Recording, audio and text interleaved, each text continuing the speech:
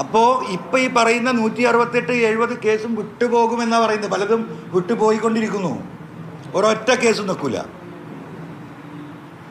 അപ്പോൾ ഇതിൽ നിന്ന് എന്താ മനസ്സിലാക്കേണ്ടത്? ബഹുമാനപ്പെട്ട മുഖ്യമന്ത്രിയെ തെറ്റിദ്ധരിപ്പിച്ചുകൊണ്ടേയിരിക്കുകയാണ്.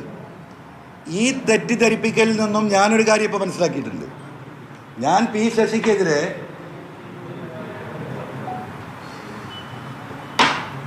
രാഷ്ട്രീയ ആരോപണങ്ങൾ മാത്രം അതുവരെ ഉന്നയിച്ചത്.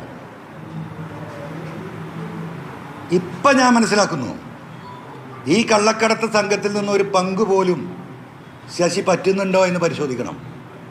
കാരണം ഇങ്ങനെയുണ്ടോ ഒരു ബഹുമാനപ്പെട്ട മുഖ്യമന്ത്രിയെ തെറ്റിദ്ധരിപ്പിക്കൽ? എന്തുദ്ദേശത്തിലാണ് ഈ തെറ്റിദ്ധരിപ്പിക്കൽ? തെറ്റിദ്ധരിപ്പിക്കുകയാണ്. തെറ്റിദ്ധരിപ്പിച്ച് ബഹുമാനപ്പെട്ട മുഖ്യമന്ത്രിയോട് നിന്ന് പറയിപ്പിച്ചതാ. എന്താണ് ആ റിപ്പോർട്ട്? അദ്ദേഹം പറയുന്നുണ്ട് എനിക്ക് കിട്ടിയ റിപ്പോർട്ട്. ഇവരെഴുതിണ്ടാക്കി കൊടുത്ത റിപ്പോർട്ട്, ADGP അജിത് കുമാർ എഴുതിണ്ടാക്കി കൊടുത്ത റിപ്പോർട്ട്.